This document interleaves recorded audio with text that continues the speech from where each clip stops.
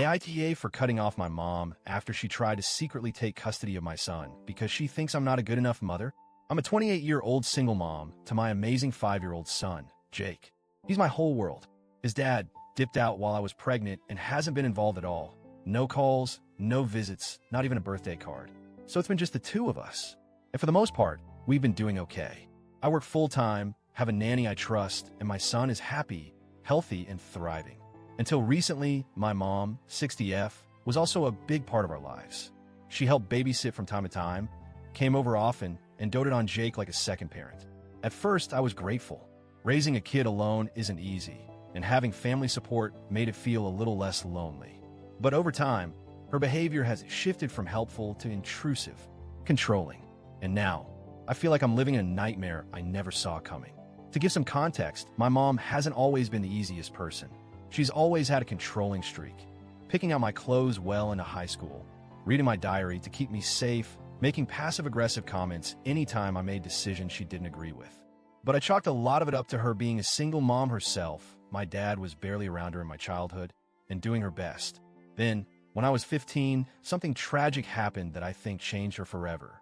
She was pregnant again, unexpectedly, and late into the pregnancy, the baby was stillborn. It devastated her. I remember hearing her sobbing through the walls at night, clutching the blanket she had bought for the baby.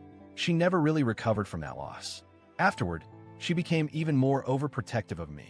It was suffocating, but I tried to be patient. She had gone through hell, and I thought, maybe this is just her way of coping. Fast forward to 5 years ago when I had Jake. My pregnancy was unplanned, but I knew right away that I wanted to keep him. My mom's reaction was mixed. On one hand, she was thrilled to be a grandmother. On the other, she slipped right back into her hyper-controlling tendencies. Only now it was with my child. At first, it was small things. She'd buy him clothes and toys constantly. Way more than necessary, but okay, that's what grandparents do, right? There was her suggesting I change his pediatrician to one she picked. I declined. She pouted for weeks. One time, she showed up with a brand new crib for Jake when I'd already bought one. When I said, "Mom, I already have one," she told me, "This one's better. Yours looks cheap." I brushed it off as her being opinionated and overly involved. I was trying to keep the peace for Jake's sake. But over the past year, things escalated. Rapidly. It started with her taking Jake for what I thought was a normal weekend visit. I picked him up Sunday evening, and he came home with a fresh haircut. At first, I thought maybe he'd ask for it. But no, my mom had just decided to take him to her barber and get it styled the way she liked. It wasn't even a bad haircut. He looked cute. But the point was, she didn't ask me. At all. When I confronted her, she was so dismissive. "I thought you'd like it. He looks so handsome now." I told her, clearly, that I need to be consulted before she makes decisions about Jake. She just waved me off and said, "You're overreacting. It's just a haircut." That same month, she started talking to Jake about schools. I had already done my research and chosen a public kindergarten nearby with great reviews and a nurturing environment. But apparently, that wasn't good enough for her. She took it upon herself to enroll him in a private kindergarten behind my back. She filled out the paperwork, paid the deposit, and then called to tell me how excited she was for him to start. I was livid. I told her that she was completely out of line and that she had no right to make that decision.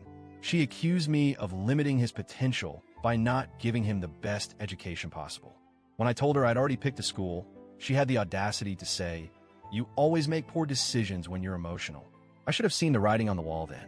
But part of me still wanted to believe that she was just overstepping out of love, not malice. Then, a few weeks later, Jake came home from another visit and casually told me, "Grandma says I can live with her if I want. She has a big house and lots of toys." I froze. I asked him to repeat it. He said it again, like it was no big deal. "She says I don't have to be with you all the time if I don't want to." I asked if Grandma had said anything else, and he shrugged and said, "She said she'd take care of me better because you're always busy."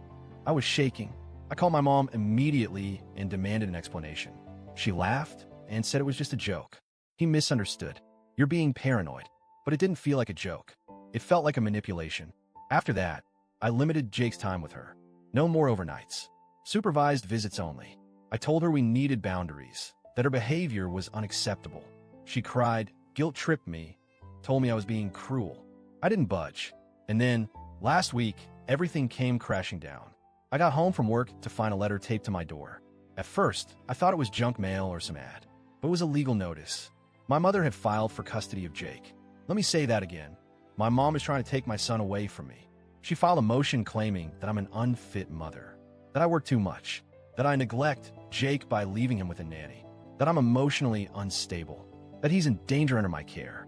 She even cited unsafe living conditions because I live in a 2-bedroom apartment instead of a house. I sat on the floor and sobbed. I couldn't believe it. My own mother, the woman who raised me, thinks I'm so unworthy as a parent that she wants to erase me from my son's life. I called her, more like screamed at her, and asked what the hell she was doing. She told me she's doing what's best for Jake, that she has the space, the money, the resources, that he deserves more than being raised by a stressed-out single mom. I told her she was delusional, that she had officially lost her mind. I told her I would fight her with everything I had and that she would never get custody of my son. She called me selfish, told me I was choosing my pride over what's best for Jake, that I'm too emotional to make rational decisions. I've hired a lawyer. Luckily, she says my mom doesn't have much of a case. Jake is well-fed, loved, healthy. He has a safe home. I have income. I've never had a CPS case, never been in trouble with the law, and there's no evidence of any kind of abuse or neglect. The judge will see through her lies. But emotionally, I'm a wreck. I don't sleep. I check Jake's room 10 times a night to make sure he's still there. Every time I get a call from an unknown number, I panic. I never thought I'd have to defend my right to keep my own child, especially not from my mother. I've cut off all contact with her. She's blocked on everything. I've told my dad, who's still in contact with her, that she's not allowed near Jake. I've spoken to Jake's school and nanny about the situation. They know not to release him to anyone but me. Some of my friends think I should try to mend things. That Jake loves his grandma, and I shouldn't deprive him of that relationship. That maybe she's just grieving or lonely and didn't mean to take it this far. But others, especially my single mom friends, say she's crossed a line that can't be uncrossed. That trying to steal your child is the ultimate betrayal. I feel stuck. I hate that it's come to this, but I genuinely don't think I can ever trust her again. She looked me in the eye and told me she would take my son. I don't know how to come back from that. So, Reddit, AITA for cutting her off completely?